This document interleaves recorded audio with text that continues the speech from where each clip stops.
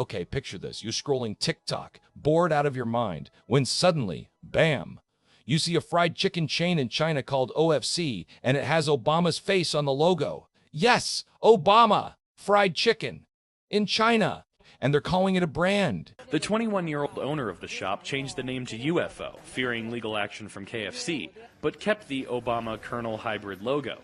I laughed so hard I almost spilled my coffee. And you know what? If someone did that in the US, people would be screaming, racist, in 0.2 seconds. But in China, no lawsuits, no outrage, just pure chaos. And honestly, that's the perfect metaphor for capitalism, with a little extra dictatorship seasoning. You know, socialism and communism sound amazing on paper. Everyone shares. No one's richer than the next person. The world is fair, or so they say. But reality? Reality has a very different sense of humor, especially in China, where they call themselves socialist, yet the richest tech billionaires make more money than most Americans could dream of. In New York, it made Jack Ma the richest man on the mainland. 38% rise in Alibaba stock on its first day saw Ma's fortune soar 5 times to $25 billion. And the government? Oh, they're right there, watching, controlling, protecting, all while letting chaos run wild. Socialism versus reality. Let's be real. Socialism and communism rarely work in practice. Look at history. Soviet breadlines, Venezuela, and all those perfectly equal societies. Result? Empty shelves, chaos, and guess what? The leaders still had yachts. Now China calls itself socialist, but in reality, private companies like Alibaba, Tencent, and ByteDance are printing money like it's monopoly cash. Question: so is it socialism? Answer: nope. It's capitalism with a dictatorship twist, like a spicy sauce on top of fried chicken. Billionaires driving under socialist rules. Take Jack Ma, for example.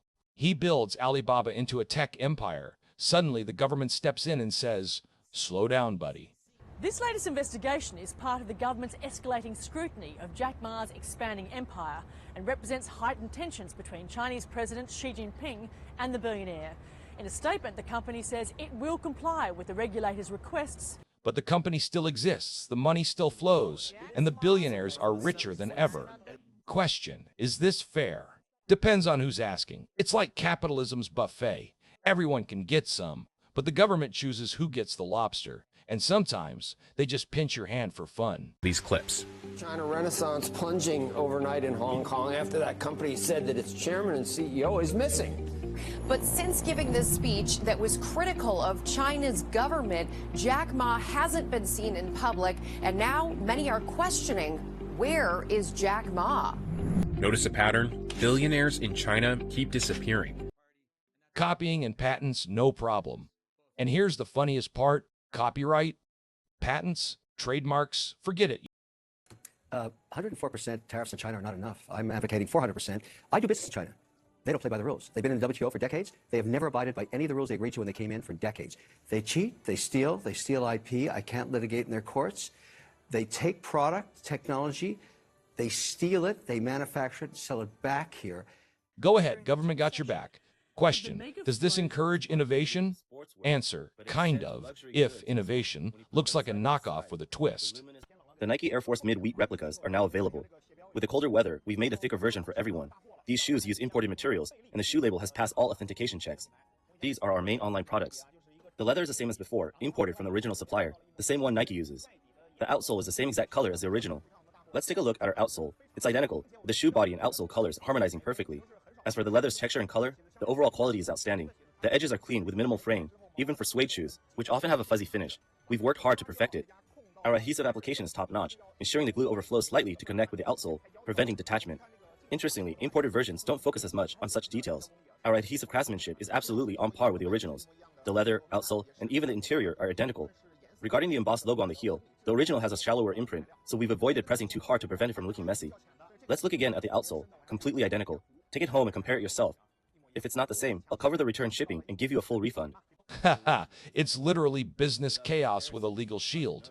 OFC? Obama fried chicken? Anyone? OFC, the ultimate meme. Okay, back to our favorite OFC. Imagine walking past that sign. Obama's face smiling at you while you're deciding which fried chicken to order. Question: is it offensive? In the US set? Absolutely. In China, pure genius branding.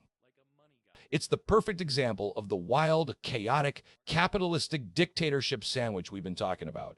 You laugh, you cry, you question reality, all at the same time. So, what's the lesson here? Socialism looks nice on paper, but humans are humans. We like money, power, and a little chaos. China proves you can call yourself socialist while running a hyper-capitalist, billion-dollar playground with the government sprinkling its dictatorship seasoning everywhere. And sometimes, just sometimes, you get Obama fried chicken.